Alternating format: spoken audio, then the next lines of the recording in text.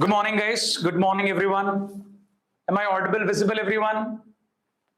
Good morning, good morning, good morning. Hello, everyone in the Zoom app and the YouTube live people. So two places today class is there. One is the Zoom batch and another is the online batch. Good morning, Aishwarya. Good morning, Navya. Good morning, students on the app also. How was your space paper? Two paper you had, one was the pace and one was the space. Pace little bit challenging, some good questions, okay, little tricky questions, and space. How was your space paper? Good morning, good morning, good morning. Good morning, Surendra. Good morning, everyone. So let us continue. We have to continue with the next topic, and we are studying breathing and exchange of gases. The next topic we are going to talk about is exchange of gases.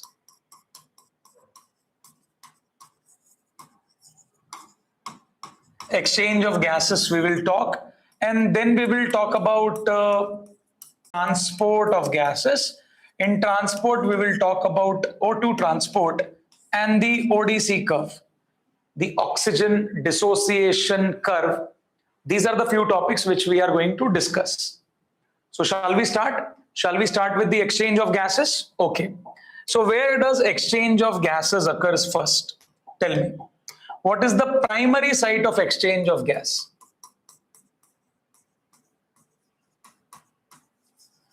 Exchange of gases occurs first where? Tell me. What is the primary site? The primary site where the first gaseous exchange occurs, it is the alveoli. Yes or no?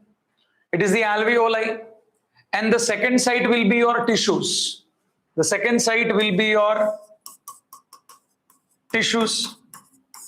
Yes or no? The first site is the alveoli, between the alveoli and blood capillary.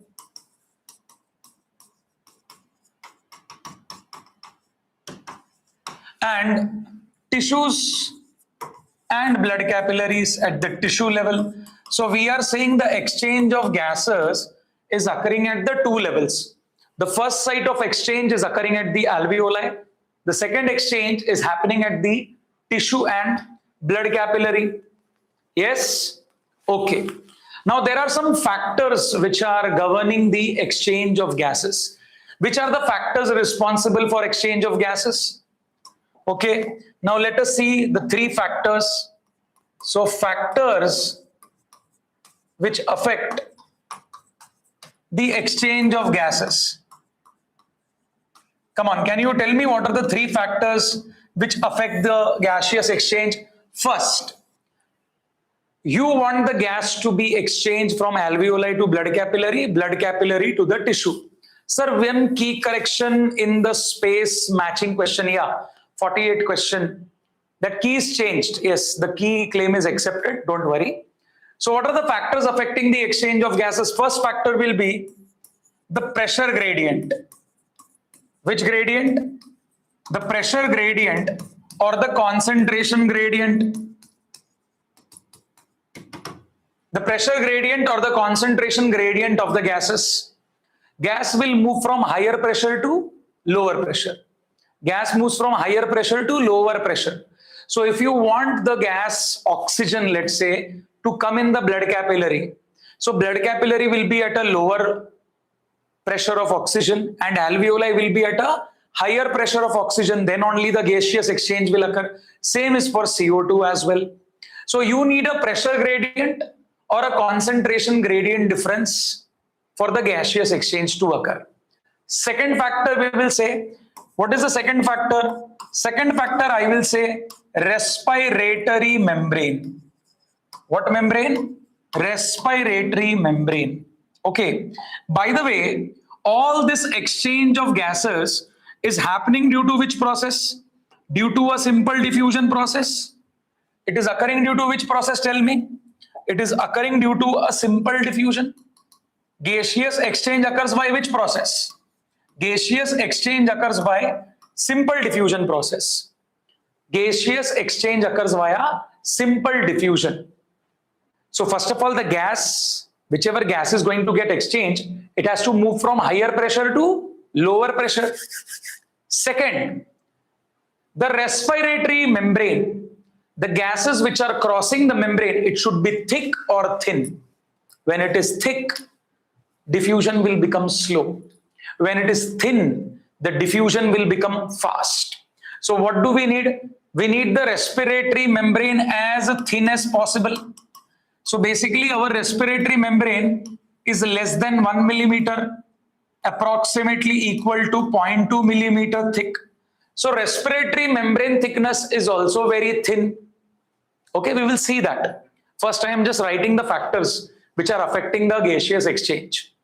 Gaseous exchange due to simple diffusion. First factor affecting the exchange of gases is pressure gradient difference or concentration gradient difference of the gas. Second will be respiratory membrane.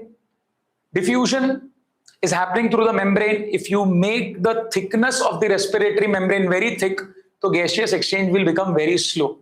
You need a very thin respiratory membrane. And third will be what? Tell me. Anyone tell me third? What is the third factor affecting? Solubility. Solubility of the gas. Higher the solubility of gas, faster will be the diffusion. Slower the solubility of gas, slower is the diffusion of the gas. Are you getting me?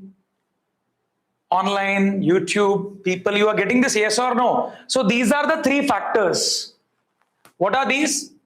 These are the three factors which are responsible for the exchange of gases. Now let us see one by one. Well, let us see one by one. First, we will talk about respiratory membrane thickness. First, we will talk about respiratory membrane thickness.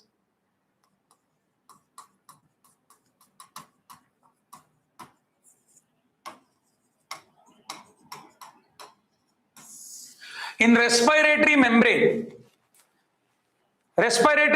so which are the membrane involved in exchange of gases? So we will draw the diagram of an alveoli and a blood capillary, where the first exchange is happening. So we will take a alveoli. Come on. Let us take an alveoli. So here is our alveoli. Okay.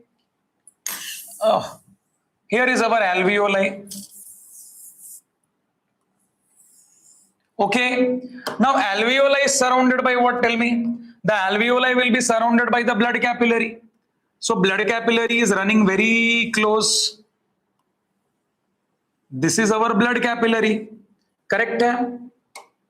So this is our alveoli. And this is our blood capillary.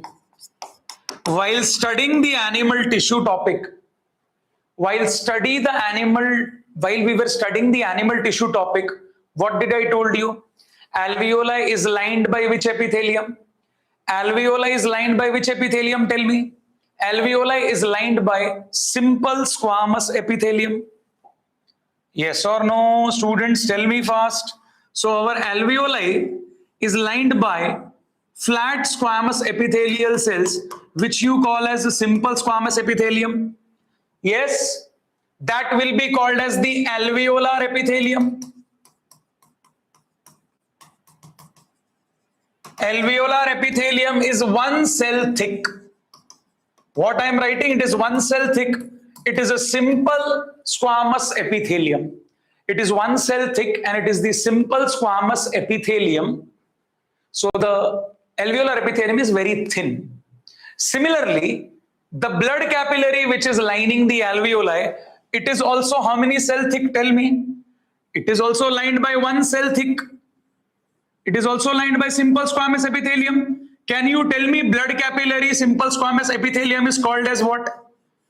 Can you tell me blood capillary simple squamous epithelium lining is called as what?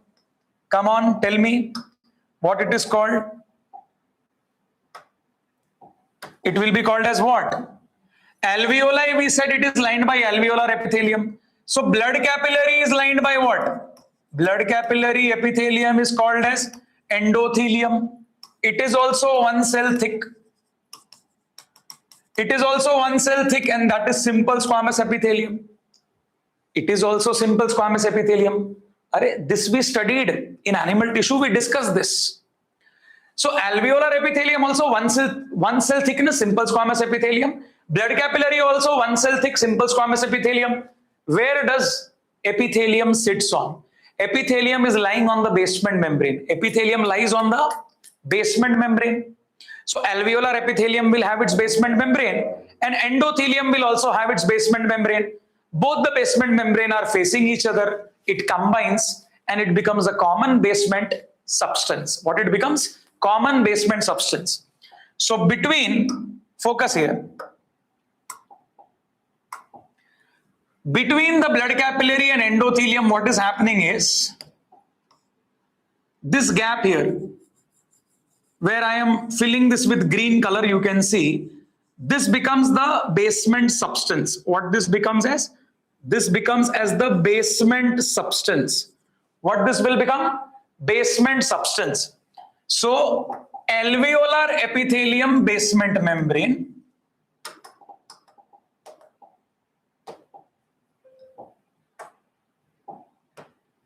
alveolar epithelium basement membrane, endothelium basement membrane, it combines and become what? It combines and become the basement substance. What it combines and becomes? Basement substance. So what is basement substance? Basement substance is nothing but alveolar epithelium basement membrane, endothelium's basement membrane. It combines and fuses and it becomes the common basement substance. Now you tell me, respiratory membrane is how many layer thick? How many layers do you see? You see 3 layers. One is the alveolar epithelium layer, yes. One is the alveolar epithelium, number 1. Second will be basement substance. And third will be endothelium. So total how many layers are there? Total 3 layers are there. Yes. Alveolar epithelium, simple squamous epithelium. Endothelium, simple squamous epithelium. That is of blood capillary lining. Both the basement membrane substance combined. Both the basement membrane combined basement substance. So total 3 layers. So if a question is asked, normally this question is asked, respiratory membrane is made up of how many layers? We will say 3 layers. Kitna layer hai? 3 layers. So our respiratory membrane is made up of 3 layers. Okay. And but the thickness is how much? The combined thickness of all 3 layers is less than 1 millimeter. The combined thickness of all 3 respiratory membrane is less than 1 millimeter. It is roughly 0.2 millimeter. Okay. So the diffusion becomes very, very fast. Thickness is very less. So diffusion becomes very, very fast. This is the first factor. This is the first factor which affects the exchange of gases. Respiratory membrane is very thin. Now let us go to pressure gradient or concentration gradient difference. Now let us discuss the pressure gradient difference, or also called as the concentration gradient difference.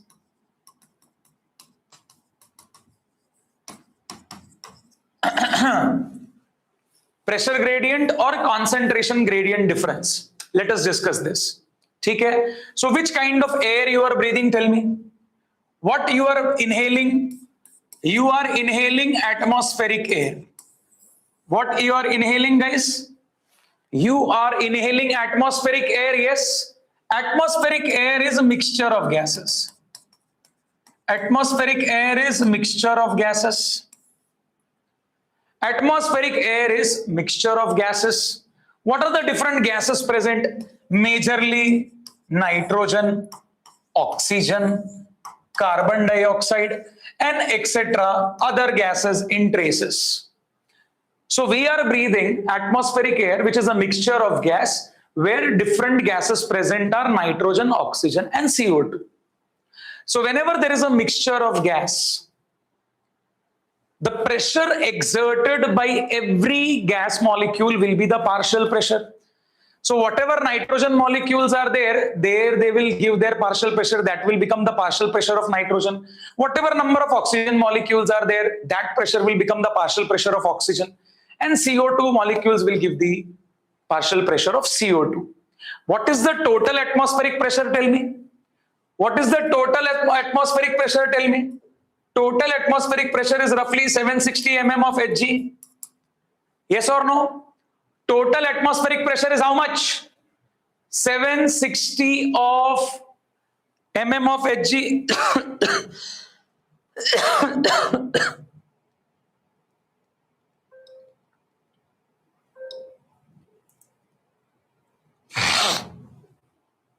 Are yes or no, guys? Total atmospheric pressure is 760. Acha. So how much is nitrogen giving pressure in this? Nitrogen partial pressure will be how much roughly? 590 something, let's say. Oxygen will be how much? Roughly 159 mm of Hg.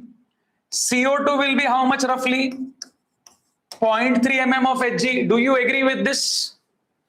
Or do you agree with this or not? Highest concentration is of nitrogen. Nitrogen 70%, 21% something O2. Remaining third number pe CO2, 0.3 mm of Hg. Yes, remaining whatever mm of Hg is there, they are the other gases. So who has the highest partial pressure in atmospheric air? Who has the highest partial pressure in atmospheric air? Nitrogen. But do nitrogen take place any role in respiration? Does nitrogen has any role in respiration? Nitrogen has the highest partial pressure. Any role is there of nitrogen? Yes or no? There is no role. Do you think your body has a nitrogenase enzyme? Your body has some denitrifying bacteria or enzymes which can utilize nitrogen? No. Your body doesn't have any nitrogen processing enzymes. Plus nitrogen, some 3 bonds are there between the nitrogen atoms. Yes or no? That is difficult to break. Plus you don't have any enzyme. So basically we are not able to use nitrogen. So you take nitrogen, you give out nitrogen unused. So nitrogen doesn't have any role. What you are using? You are using oxygen. Your tissues consume oxygen. Your tissues consume oxygen and they do the catabolic breakdown of the glucose to yield the energy, and tissues produce CO2. So your body is a factory of CO2. It produces CO2 more than the atmospheric air. So you exhale the CO2 out from higher pressure produced in your body outside, but body continuously needs oxygen. So your oxygen level is always low. So oxygen is continuously taken by the atmospheric air to the alveoli, to the blood capillary, from the blood capillary to the tissues. Are we clear with this? This basic understanding did you got? Now we will go with the partial pressure of O2. Let us focus on the partial pressure of O2.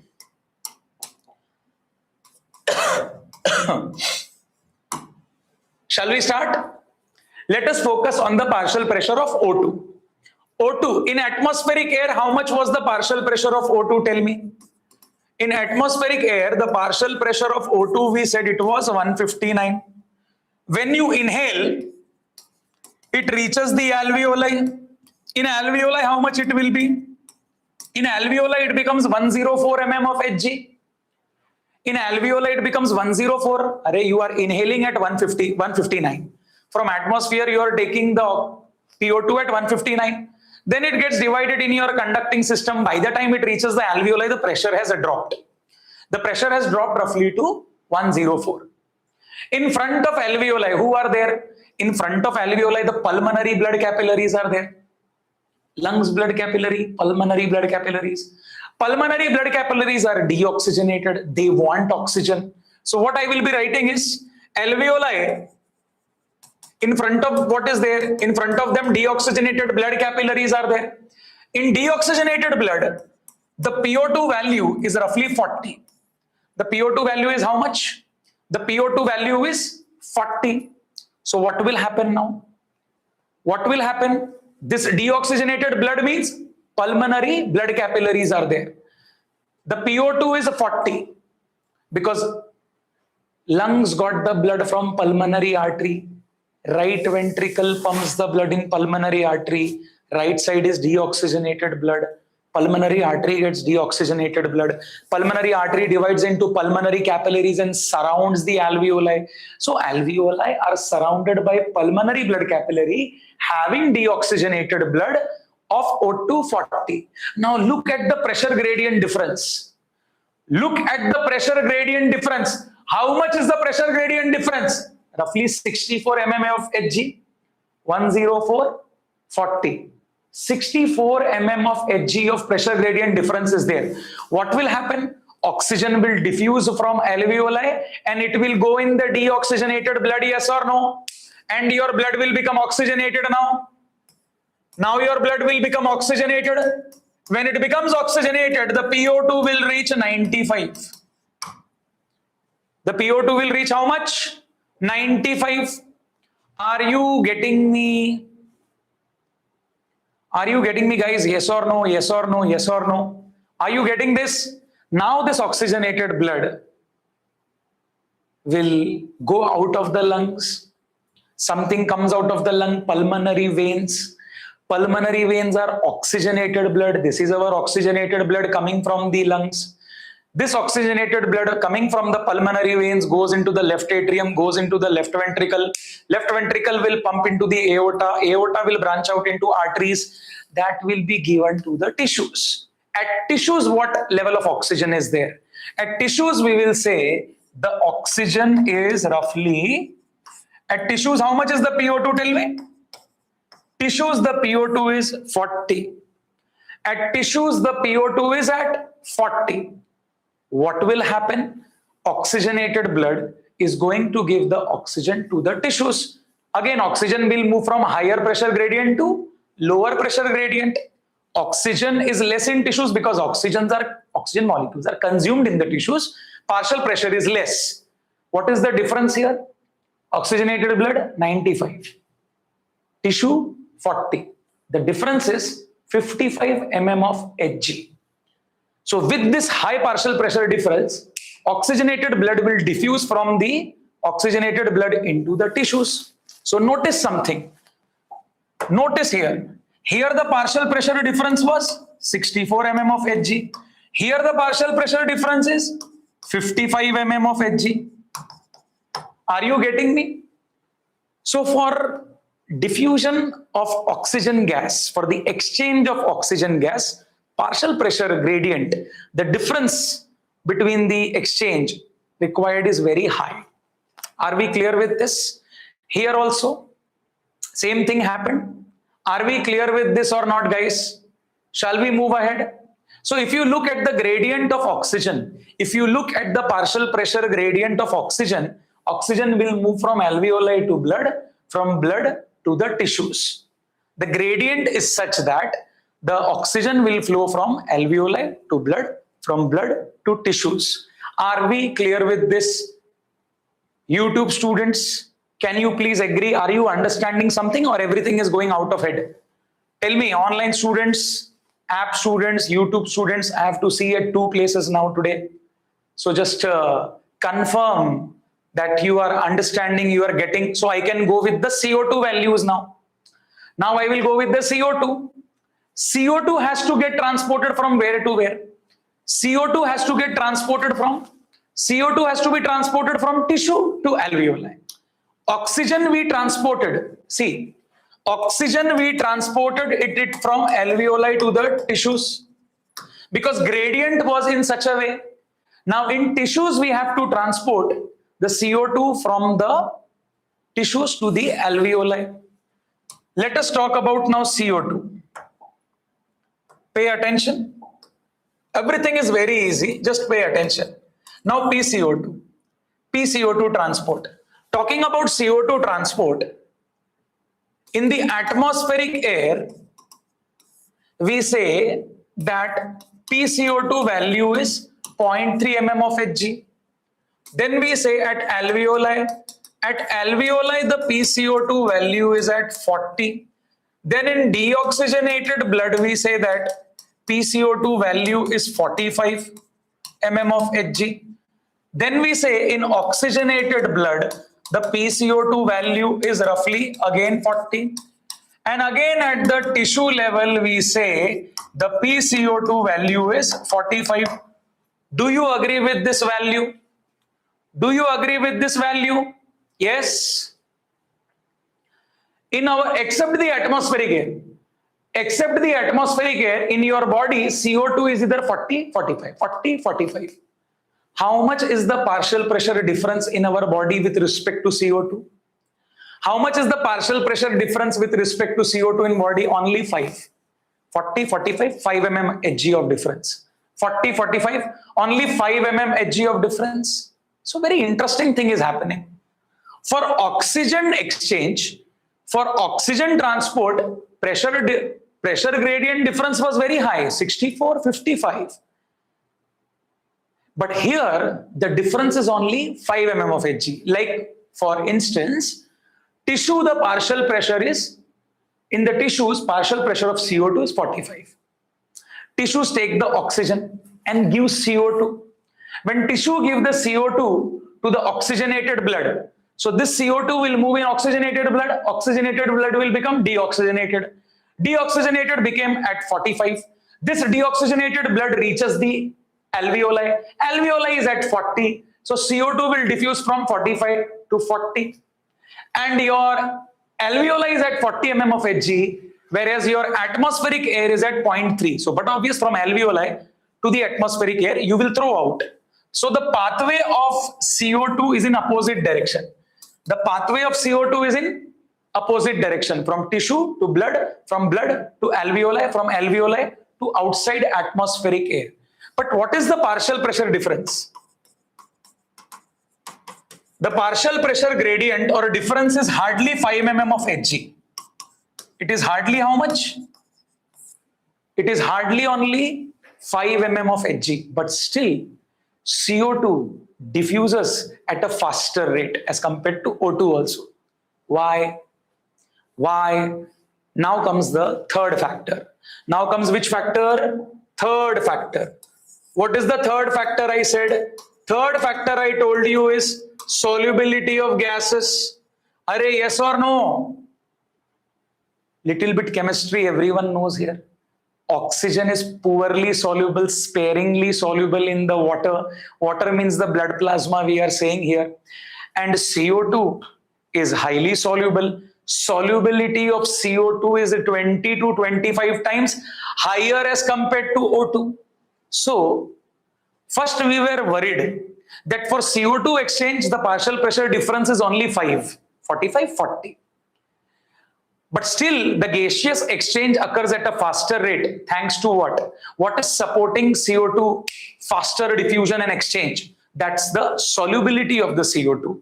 So we say that solubility of CO2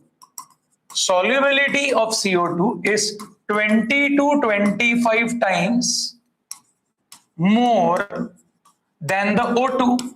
This helps in a faster diffusion of CO2. This helps in faster diffusion of CO2, even though the partial pressure difference is very less. So see, both the gases, they are working differently. Oxygen exchange is primarily defined by its partial pressure. Oxygen exchange is primarily defined by the partial pressure difference, 64-55. Difference is huge. So oxygen exchange is due to partial pressure difference. Whereas CO2, partial pressure difference is 5 mm of Hg. But here, the major diffusion or exchange is occurring due to its solubility power. Solubility of CO2 is 20 to 25 times more than O2. So it diffuses at a faster rate. Are we clear? This can be asked as an assertion reason question, that partial pressure gradient difference for CO2 is low, but still it diffuses at a faster rate. What is the reasoning? Reasoning will be this line. Solubility of CO2 is 20 to 25 times more than O2, so it diffuses at a faster rate. Are you getting me, boys and girls, online, YouTube and app students? Come on, yes or no, quickly in the chat box, tell me fast. So we go on to the next topic, that is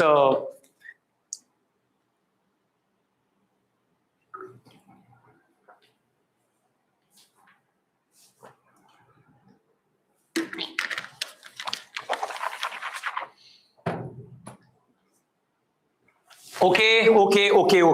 So very simple diagram I am going to make. Let us make a very simple diagram. Okay? Let us make a very simple diagram. So this is our heart, right atrium, right ventricle, left atrium, left ventricle. Here is our alveoli. That is the part of the lungs. And here we have the body. Body is our system containing the organs. Okay, come on. Now,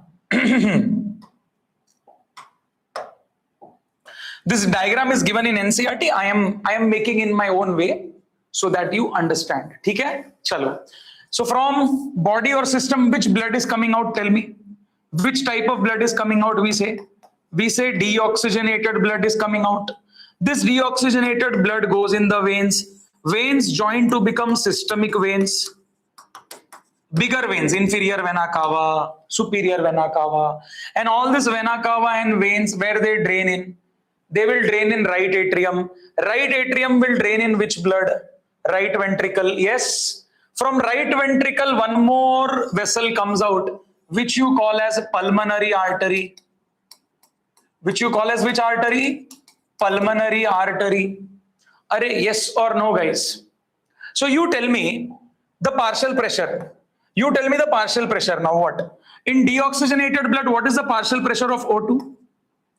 What is the partial pressure of O2 and what is the partial pressure of CO2? Tell me fast. What is the partial pressure of O2 and CO2? Tell me in deoxygenated blood. How much I will write? Tell me fast.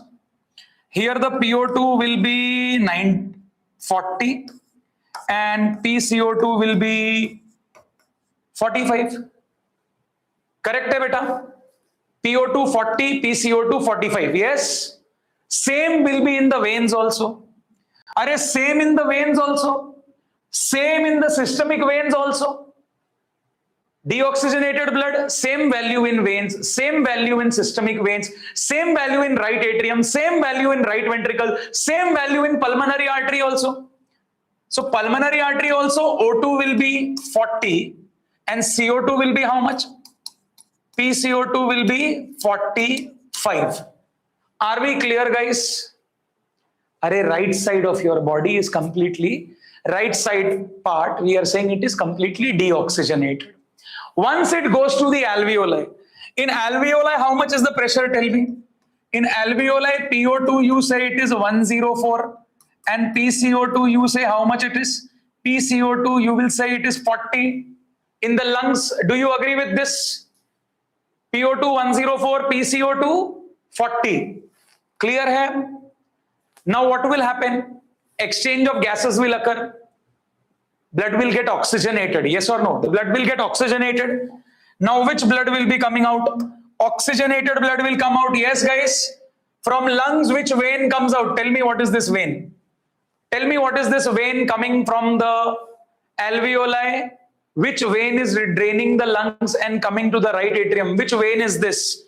This is pulmonary vein. Which is this vein? Pulmonary veins. In pulmonary veins, what will be the O2 and CO2? Tell me. What will be the O2? Now blood is oxygenated at a 95 mm of Hg. CO2 will be again how much? CO2 will be 40. Correct, everyone? CO2 will be how much? 40. Left atrium gets the same blood. Left ventricle also gets the same blood. Are yes? Now which vessel comes out of the left ventricle? Left ventricle give rises to aorta. It gives rise to aorta. Aorta branches into the systemic arteries. Are yes or no? Aorta will also have same value, PO2 95, CO2 40. Arteries will also have same value, PO2 95, CO2 40. So basically left side we are saying it is oxygenated blood, O2 95, CO2 40. Are we clear with this? And the body. Body is tissue. Body is your tissue, beta. This body system is your tissues ना. Tissues में क्या बोलोगे? Tissues में PO2 40 है और CO2 क्या है? 45 है. CO2 what is there? 45. Aorta is bringing the same blood. Artery is also bringing the same blood. Are we clear with this? So see, very easy. Arterial blood is oxygenated. Venous blood is deoxygenated. Arterial blood, PO2 will be 95, CO2 will be 40. Venous blood, it is deoxygenated, O2 will be 40, CO2 will be 45. There is two exceptions. Exception for the artery is pulmonary artery, which is deoxygenated, and for veins, the exception is pulmonary veins, which is oxygenated. Are we clear with this? So be careful. When the examiner is asking you, comparing two blood vessels, they're comparing two blood vessels and they're asking which of the PCO2 and PO2 will be the same value. Like that, carefully, you write down the values and you compare and go little easy with that question. So first practice. Many students are just wasting their time by hearting the values. See, by hearting is required, but little bit understanding is required. If you got that by hearting and little bit understanding, all these questions are very easy. You can easily solve those questions. Are we clear with this? Now we will move ahead and we will talk about transport of O2. What we will talk now about? Now we will talk about transport of O2. Shall we start, guys? Transport of O2. Transport of oxygen. Shall we go ahead? Let us talk about transport of oxygen. Okay. So transport of oxygen occurs from the alveoli to the tissues. Correct? It occurs in two forms. First, oxygen is poorly soluble in the blood plasma, water. So solubility is very poor. So only 3% of oxygen, is carried in which form? It is carried in the dissolved form in the blood plasma. Remaining 97% is carried by a respiratory pigment called as hemoglobin in the form of oxyhemoglobin. In the form what? In the form of oxyhemoglobin, correct hai? 3% carried in dissolved form. Remaining 97% is carried in the form of hemoglobin, that is oxyhemoglobin. Okay. So let us see that. So when I talk about alveoli, what are the conditions in the alveoli? Can you tell me? Alveoli means lungs here. What are the conditions? Tell me the conditions. PO2 level is very high.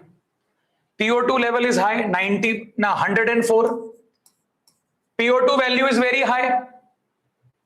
104, high partial pressure of O2. Please understand, for binding of oxygen, for binding, loading, saturation, association, all are the same meaning. Binding, saturation, association, loading of oxygen with hemoglobin requires a main primary factor, that is high partial pressure of O2. Partial pressure of oxygen plays a very important role in binding of oxygen with hemoglobin. Remaining are the secondary factors, but they are also very important. Primary factor is O2.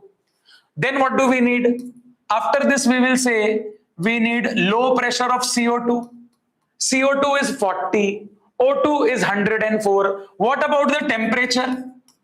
What about the temperature in the alveoli or lungs?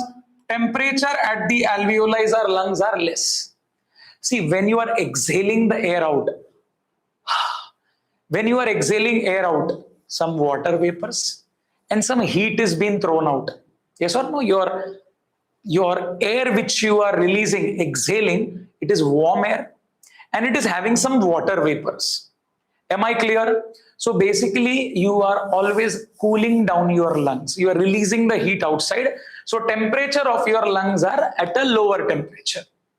Then when you release water vapor, H2O, some of the H plus ions are thrown in that water vapor form. Some of the H plus ions, hydrogen ions, which are responsible for the acidity, they are also thrown out.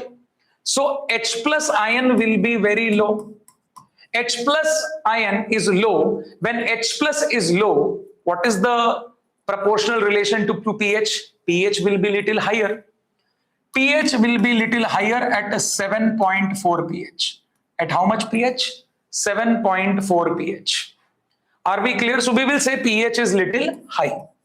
Okay, let me tell you something about pH. Blood pH fluctuates between 7.2 to 7.4. Blood pH fluctuates between what? 7.2 to 7.4. This is, both are slightly alkaline. Above 7 it is alkaline only. So you say blood pH is slightly alkaline. Okay, but compare 7.2 and 7.4. Who is acidic? 7.2 is acidic or 7.4 is acidic? Comparison and tell me. With respect to relativity, I am asking you. In relation to 7.2 and 7.4, which is acidic? Tell me. Tell me 7.2 is acidic or 7.4 is acidic? In the relation. In this relation, 7.2 is acidic. 7.2 is slightly acidic. It means H plus here will be higher and pH will be decreasing. This will be seen in tissues. This will be seen where? In tissues. In tissues, your metabolically tissues are very active. Metabolism is very high in the tissues. So they produce H plus ions, they produce lactic acid, due to which H plus ions is higher. So it becomes slightly acidic. H plus increases, pH decreases. So you have the blood pH of 7.2 in the tissues. Whereas at the lungs, now it is more alkaline side. Now it is on more alkaline side. Here H plus is decreasing, pH is increasing to 7.4, and this happens at lungs. This happens at lungs. Here there will be dissociation. At this pH, what will happen? Dissociation of O2 from hemoglobin. And here there will be association. Association, or I can say saturation. Association or saturation of hemoglobin with the oxygen. Are you getting me, guys? Are you getting me? Now I will go to my topic here. At the alveoli, we defined the conditions. So this condition at the alveoli is meant for saturation of hemoglobin with oxygen. Hemoglobin will bind with the oxygen. Yes. So you have hemoglobin HB. One single hemoglobin can bind with how many oxygen molecules? 4 oxygen molecules. One single hemoglobin can bind with 4. It can bind with 1. It can bind with 2. It can bind with 3. But the problem is that hemoglobin, when it binds with the first oxygen molecule, the remaining 3 places for the oxygen affinity increases by 150 times. Are you getting me? I am hemoglobin. I can bind with how many oxygen molecules? 4. The first binding is little resisting. The first oxygen binding on hemoglobin shows little resistance. Okay?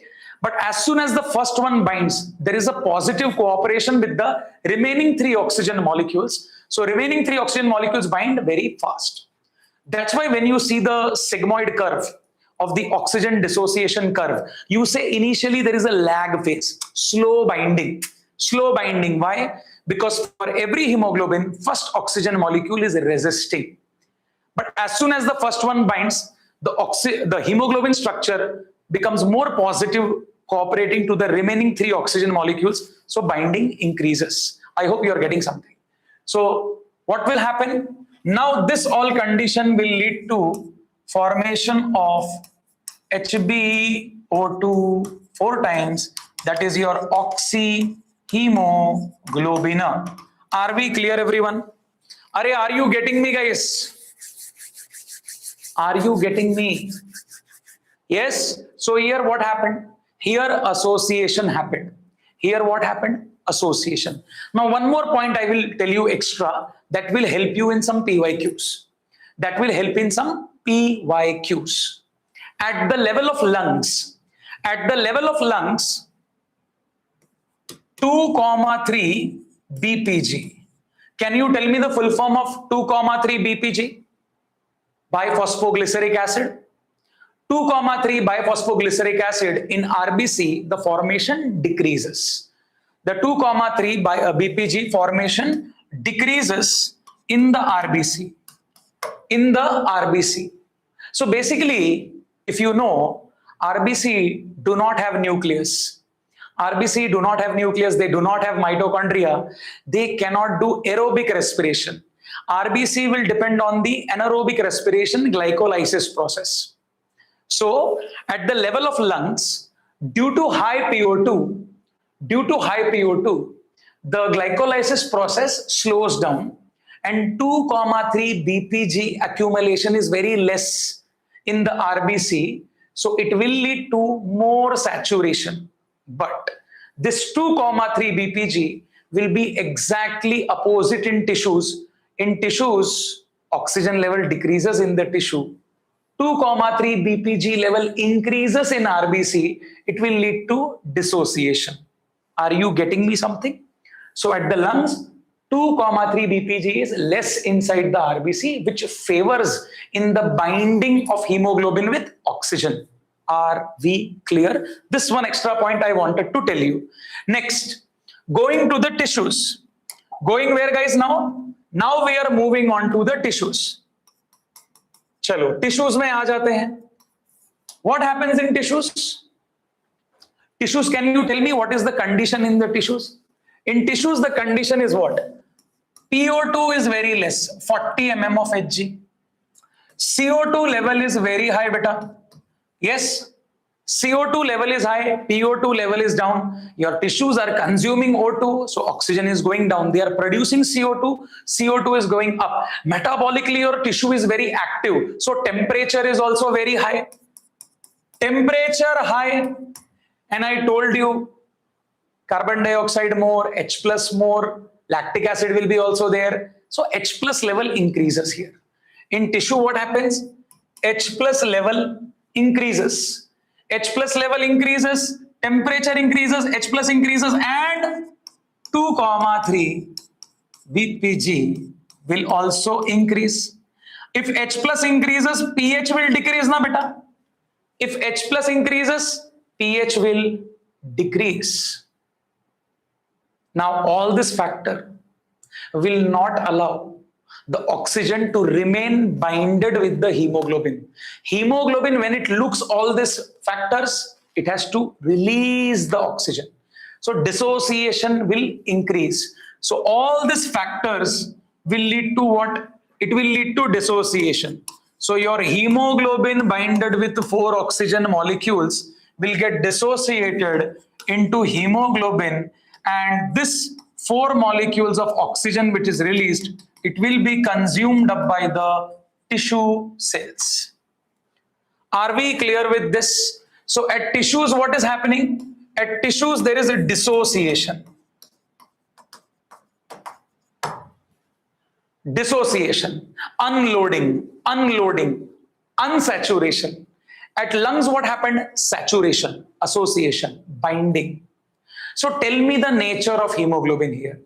Is hemoglobin reversibly binding with the oxygen, or is it binding irreversibly? Tell me the nature. Is it binding reversibly or is it binding irreversibly? Hemoglobin is a transport protein. It's a transport protein of oxygen. So at alveoli, it loads the hemoglobin with oxygen, and at the tissues, it has to unload. So here I will say the hemoglobin and oxygen binding nature is reversible. What it is? It is reversible. It is not a toxic nature. It is not a toxic. In toxic nature, what happens? In toxicity, what happens? The hemoglobin will get binded with one gas, and that gas will not leave the hemoglobin, like carbon monoxide. Carbon monoxide poisoning. In carbon monoxide poisoning, hemoglobin and carbon monoxide has 200 to 250 times more affinity, more liking towards hemoglobin. So it becomes a stable product. it becomes a stable product, and you get carboxyhemoglobin, and carboxyhemoglobin is irreversible. Hemoglobin will not leave the carbon monoxide, or carbon monoxide will not leave the hemoglobin. In this case, the person may die due to carbon monoxide poisoning. Are we clear? So in North India, you might have heard a lot of cases. Some heater was on, rooms were closed, CO, carbon monoxide increases. See, carbon monoxide is not visible, colorless gas, odorless gas. Our body doesn't have any receptor to identify carbon monoxide. So this can lead to carbon monoxide poisoning, and that will be a silent death, painless death. Are we clear with this? So carboxyhemoglobin, it irreversibly binds. Are we clear with this? Yes or no, guys? Now, one line is given in NCERT. One line is given in NCERT that, come on, tell me this line. Every 100 ml of oxygenated blood, every 100 ml of oxygenated blood delivers how much oxygen to the tissues?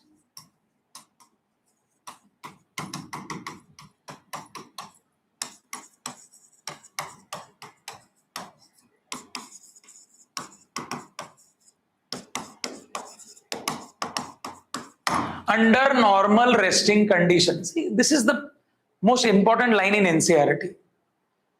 So this can be made into little bit tricky questions. If I ask every 200 ml of oxygenated blood will deliver how much? You double the value, 10 ml. If I ask 50 ml, you halve the value, 2.5 ml. Like that, easy question can be asked, little bit modification. But where this value comes from? How do we get this value? Technically speaking, 100 ml of oxygenated blood, 100 ml of oxygenated blood technically contains 20 ml of oxygen.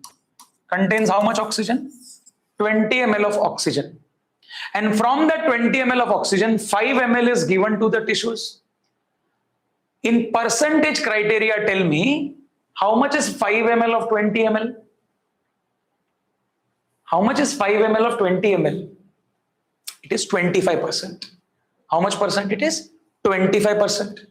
So under normal resting conditions, when you are sitting and chilling, your oxygenated blood, every 100 ml of oxygenated blood delivers 25% oxygen. Remaining 75%, where it will go? Remaining 75%, where it will go? Remaining 75% will go in the venous blood.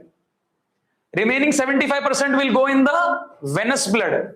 So under normal resting condition, venous blood oxygen saturation is how much? 75%. How much percent? 75%. Are we clear with this? So let us calculate this. Let us calculate this. Come on. I am giving you small calculation.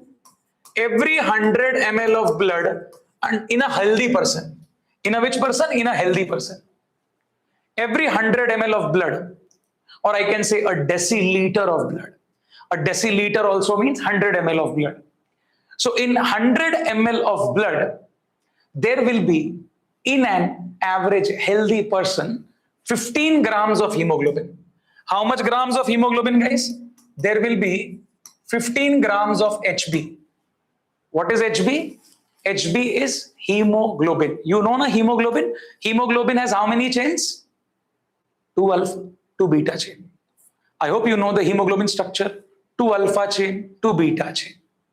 In all these chains, in the total 4 chain, how many heme group is there? 1 heme group is there. Yes. So total how many heme group are there in the hemoglobin? In a total hemoglobin, 4 heme group are there. In the heme group, there is Fe+2 iron state present. Yes or no? Remember this. In every heme group, there is Fe+2 iron state, which is going to get binded with the oxygen. Are we clear? Are we clear? I was assuming this you were knowing. I'm just telling you. Hemoglobin 2 alpha, 2 beta chain. All the 4 chains contains a heme group. Heme group has the iron at the Fe+2 state, and that binds with the oxygen. Are we clear? ठीक है? Clear? Now come back to the topic. In an average healthy person, every 100 ml of blood will carry 15 grams of hemoglobin. Next, 1 gram of hemoglobin can carry 1.34 ml of oxygen. 1 gram of hemoglobin can carry 1.34 ml of oxygen. Now you can do the simple mathematics. Do the simple mathematics. What is the simple mathematics? In 15 gram of hemoglobin, how much oxygen it will be carrying? Tell me what is the answer, how much oxygen it will be carried? Tell me, how much oxygen will be carried? Tell me guys, how much oxygen will be carried?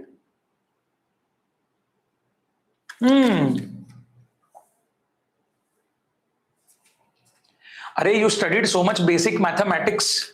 Calculate this, beta. So, 1.34 ml into 15 grams of hemoglobin, you will get roughly 20.10 ml of O2.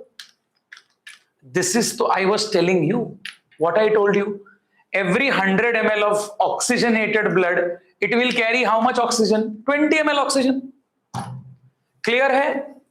Every 100 ml of oxygenated blood, if it is oxygenated blood, then it is going to carry 20 ml of oxygen. Correct hai? Now read this line again. Now read this line. Every 100 ml of oxygenated blood, which carries approximately 20 ml of oxygen, delivers how much oxygen to the tissues? Under normal conditions, 5 ml. How much oxygen is left? How much oxygen is left? 15 ml is left.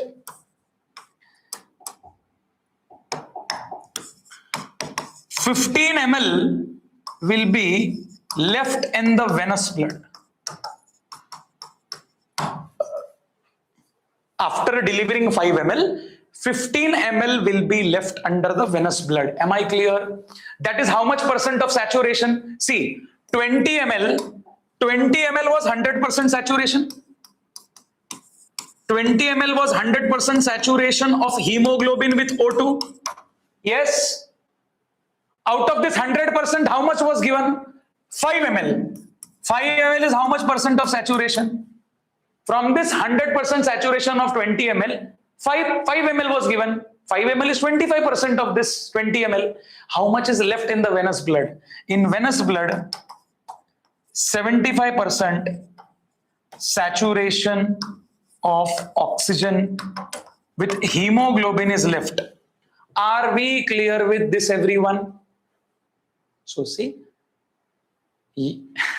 so even if for 2 or 3 minutes you don't get oxygen, you will not die. ठीक है ना? So suddenly you are packed in a closed room or a car, you will not die because your 75% oxygen is there in the vein. But if you go in panic, and suddenly your heart rate, blood pressure, everything increases, oxygen consumption will increase. This oxygen will be quickly start depleting from your body. So when you are stuck, don't go in panic. Think about, use your brain. Think about how you will get out. Because if you go in panic, you will quickly use your oxygen. Are we clear? This is for normal resting conditions. Are we clear, guys? So now I will write you 2 statements. Okay? One statement I will write for normal resting condition. See, examiner asked this question on such topics, and lower I will write strenuous exercise. Lower what I will write? Strenuous exercise. So in normal resting condition, every 100 ml of oxygenated blood delivers 5 ml of O2 to the tissues, and remaining 15 ml of O2 goes in the venous blood. Come on guys, yes or no? Yes or no? Yes or no? Yes or no? Tell me. Did you understand what I am writing here? Are you understanding? This was for normal resting condition. This is for normal resting condition. Lower I will write for strenuous exercise. Okay? 100 ml of oxygenated blood. Hey, tell me the O2. How much is the O2 here? In oxygenated blood, how much is the O2?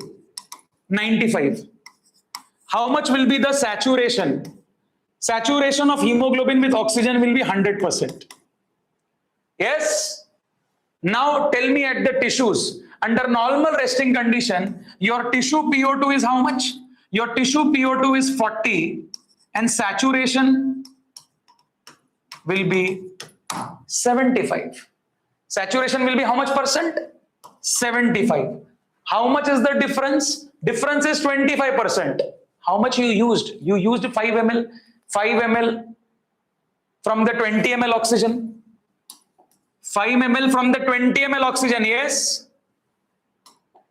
Here it was 20 ml O2, na? From this 20 ml O2, you utilize 5 ml, so 75% is left. 15 ml of oxygen is still left in the venous blood. In venous blood also PO2 is 40. And saturation left percentage is 75%. Are you understanding, my dear students? Are you understanding, or everything is going above your head? You know why I'm telling you this? You know why I'm telling you this?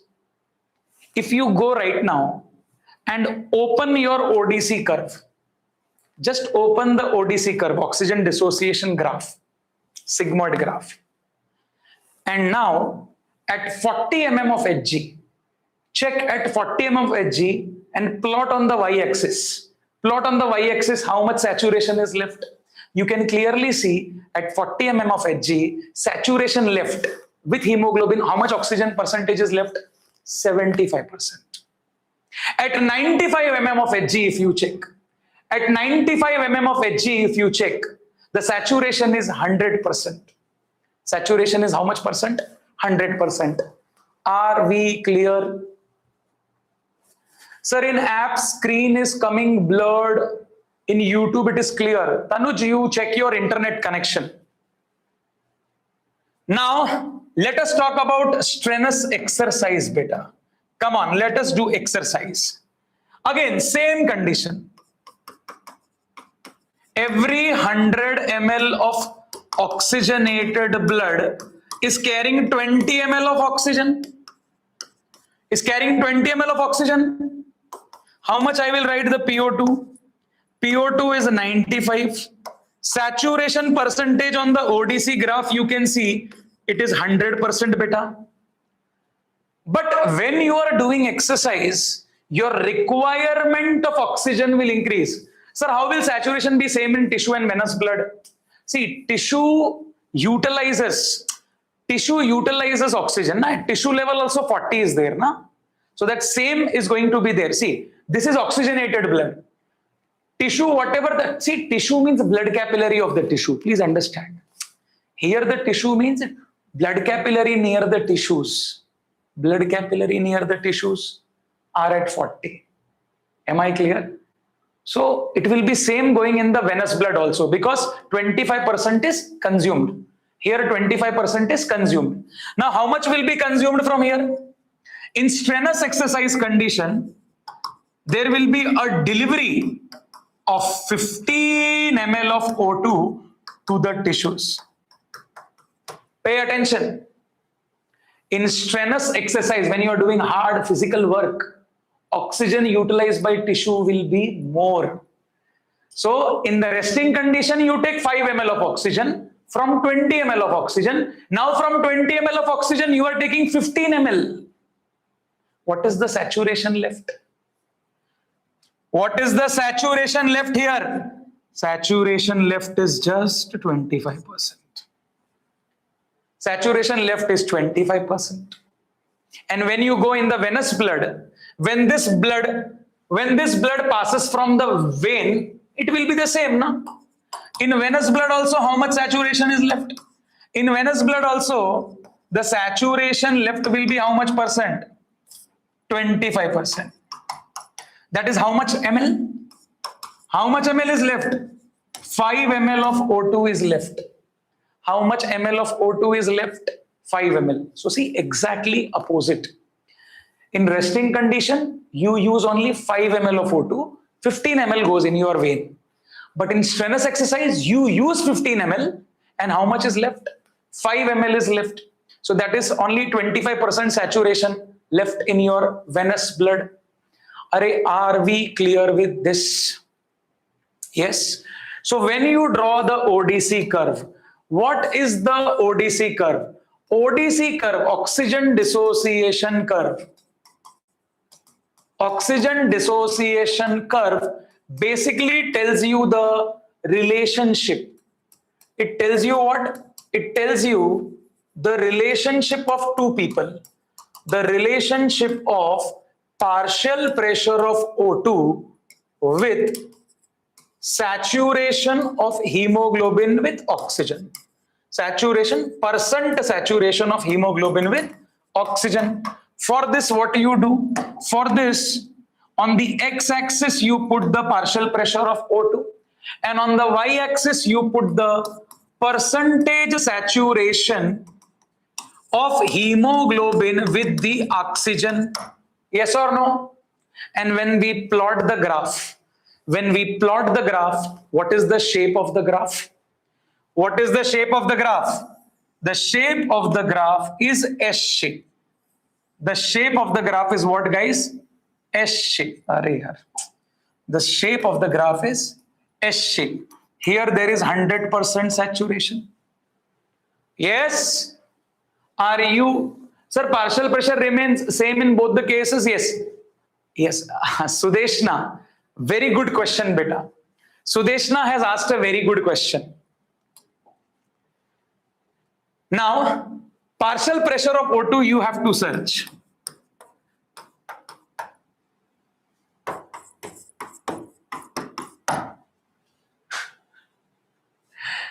So do only one thing. See, Sudeshna only asked the question, remaining nobody is asking the question. I told you here PO2 40, saturation left will be 75.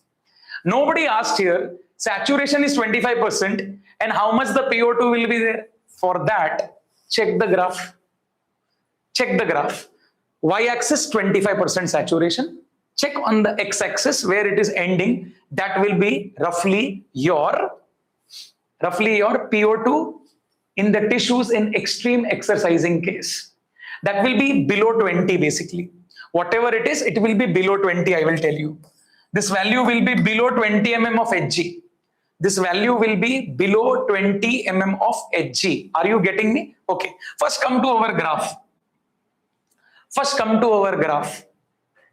Why the graph is S-shaped? Why the graph is S-shape or sigmoid curve? Less than 20 there, sir. Okay, Yogi Vardhan has confirmed. Very good. I will go on the graph. Just wait. So, why the shape is S, first of all? There are three phases. Initially, there is a lag phase. Then we say there is a log phase. And then we say it is their stationary phase. Then it is which phase? Stationary phase. But why there is a lag phase initially? What I told you. Every single hemoglobin molecule, they are initially in the resting state. They don't want to bind with oxygen. So they are actually resisting it. But as soon as the first molecule of oxygen binds with hemoglobin, the remaining three site quickly becomes active.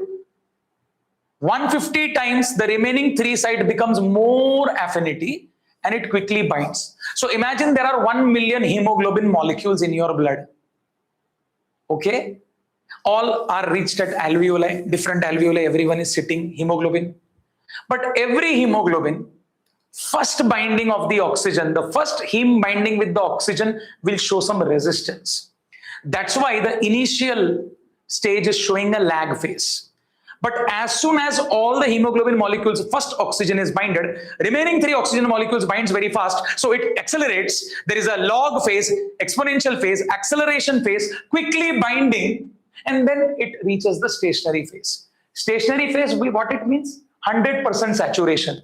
All the hemoglobin molecules are saturated with oxygen. So you start from 0 here. You end here at 100 mm of Hg. You end at 100 mm of Hg, yes or no? At 100 mm of Hg, you get how much percent saturation? you get 100% saturation. Now you increase the PO2 to 120, 130, 140, it doesn't matter, because already all your hemoglobins are saturated. Are we clear with this? Now, one PYQ is based on this. One PYQ is the P50 value. Which value? P50 value. Sometimes this question is asked as a PYQ. What is P50 value? P50 value means at what partial pressure? See, you have the graph with you. You can check and answer me. Approximately you can answer. At what partial pressure? At what partial pressure of O2, there is 50% saturation of hemoglobin with oxygen? Tell me. Tell me. Check the graph and tell me the answer. Approximately answer. P50 value means at what partial pressure of O2 there is 50% saturation. So check on the y-axis, 50%, and where it is ending on the graph. It is less than 30. Yes, you are correct, beta. It is less than 30. Yes. Actually, it is near. Yes, Yogi Vardhan. 25 to 26. Approximately, it is 25 to 27 mm of Hg. Approximately, it is 25 theory. 27 mm of Hg. Are we clear? So see, very interesting data. Yes, 25 to 27. Some reference book have given as 25 also. Okay. But if I ask you a very easy question, now I can ask you an easy question. At what PO2 there will be 75% saturation? At what PO2 there will be 75% saturation? Tissues. Tissue used 25%, remaining 75%. Tissue PO2 value is at 40. Are you getting me, guys? समझ में आ गया? Are you getting me? Easy. Now, at what PO2? At what PO2 there will be 100% saturation? Come on. 100% saturation of hemoglobin with oxygen. At what PO2 we will say? Lungs. At lungs, everyone gets saturated. So at lungs, the PO2 in the blood capillary becomes how much? 95. Or we can say 100 also. You can say 100 also, no problem. You can say 100 also because alveoli 104. So it's okay. 100 to 95, 100% saturation will be there. Are we clear, everyone? Yes or no, guys? Okay. So did you understand why it is a sigmoid graph? Initial binding is slow. Initial binding is slow. First oxygen little bit irritates the hemoglobin. So first binding is slow. Remaining three are binding easily. That is positive cooperation. Okay. Some reference books are saying positive cooperation. So positive cooperation is there. Remaining three will bind and it will accelerate. Are we clear? Yes. Now, two more words. Rightward shift, leftward shift. Rightward shift and leftward shift. So whenever we draw the oxygen dissociation curve, normally the graph is a sigmoid curve. Normal graph is sigmoid curve. But this graph can come down also. And this graph can go up also. Yes, two possibilities is there. Graph coming down. Graph going down means what? Saturation is decreasing. Saturation is decreasing. See, the graph is going down, saturation is decreasing. Graph going up, saturation is increasing. Apply your common sense and tell me, graph going down is at which part? Tissues. Graph going up, saturation increases. Where it is being seen? At the lungs. So we use two words here. When the graph goes down, we say it is rightward shift. What we say it is? Rightward shift at the tissues. And when the graph goes up, we will say it is leftward shift. L for leftward shift, L for lungs. L for what? Lungs. Are we clear with this, guys? So leftward shift, rightward shift. Remember, leftward shift, graph goes up, saturation is increasing. Saturation of oxygen and hemoglobin increases at lungs, alveoli. Graph going down is which shift? Rightward shift. So whenever you are exercising, you will see more rightward shift of the ODC curve. Whenever you are sitting, chillaxing, chill, at the lungs, what we can see? Leftward shift. So both this shift are occurring. At lungs, leftward shift. At right side, rightward shift. What are the factors? I already told you. What are the factors responsible? Tell me. Tell me what are the factors? Can you tell me the factors? For leftward shift, what factor you need? You need PO2 high, PoCO2 low, H plus low, pH high, temperature low. Yes, this will lead to leftward shift. What will lead to rightward shift? Rightward shift will be happening due to exactly opposite. PO2 down, CO2 up, H plus up, pH down, temperature high. Are we clear with this? Now comes the last part. Just 1 minute more and we are closing. Okay? Last part. There are 3 molecules which can bind with the oxygen. One is your adult hemoglobin. Okay? One is fetal hemoglobin. Okay? And another one is the myoglobin. Another one is the myoglobin. All these are present in the human body. In adult stage, we have a 2 alpha chain and 2 beta chain.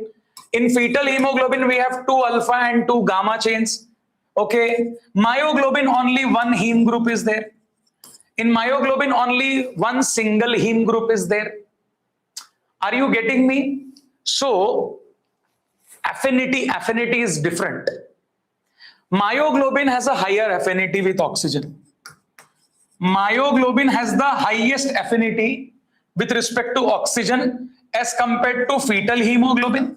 Fetal hemoglobin has more affinity with the adult hemoglobin. Do you understand what I have shown you? I am showing you the affinity. What I am showing? Affinity with oxygen.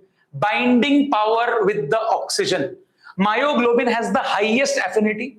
Second highest is fetal hemoglobin and third highest is adult hemoglobin. Now imagine a chinna pilla is there inside the mother's womb, fetal stage. We understood that the chinna pilla, fetus, do not breathe inside the mother's womb. So how do they get oxygen? How the exchange of gases occurs? From placenta. Placenta, on one side, mother's blood is coming from the chorionic villi, and from other side, you will say the fetal blood is coming. One side mother's blood, one side fetal blood. Are they mixing? No, they are not mixing.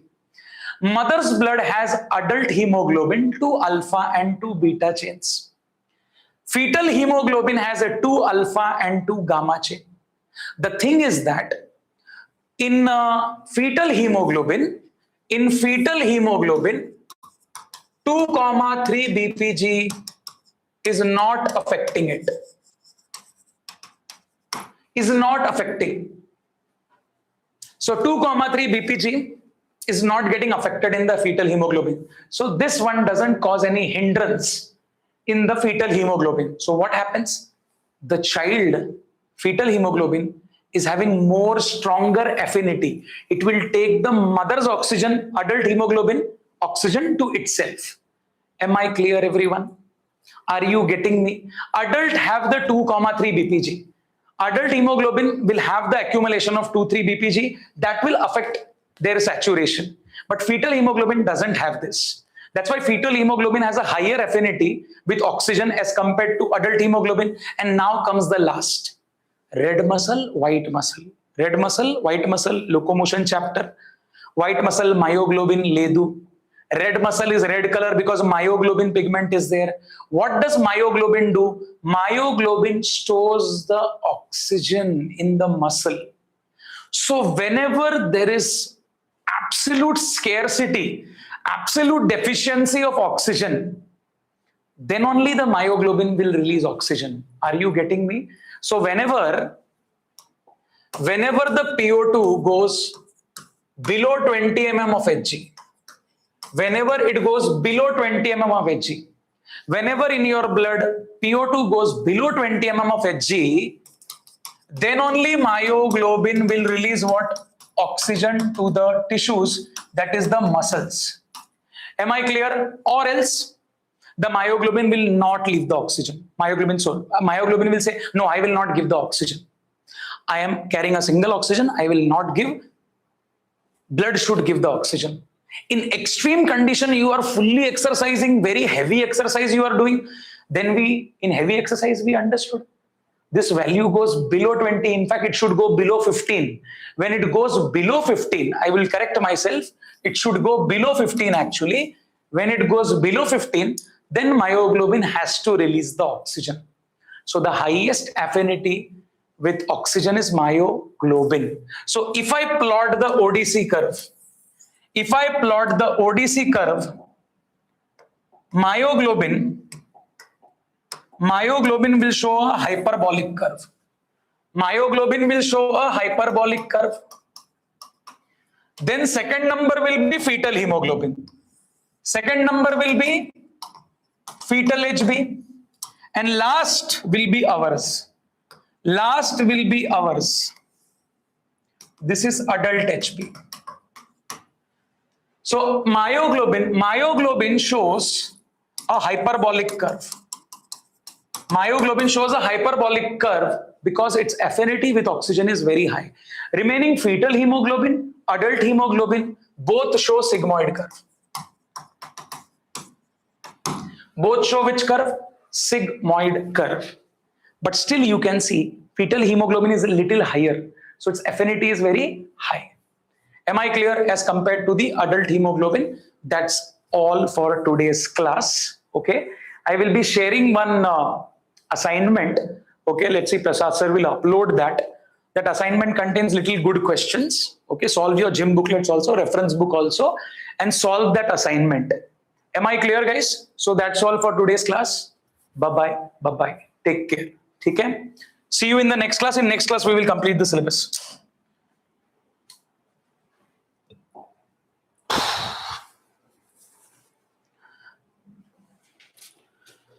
Bye, guys. Bye-bye. Bye-bye. Bye-bye. Bye-bye, everyone.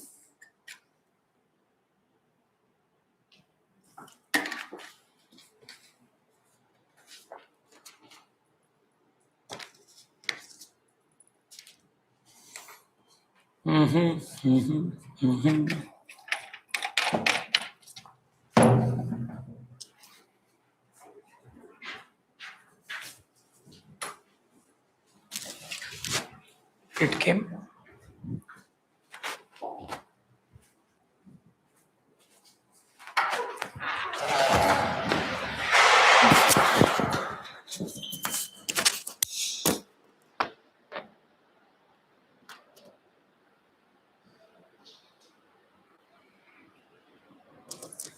Not switching off. Okay.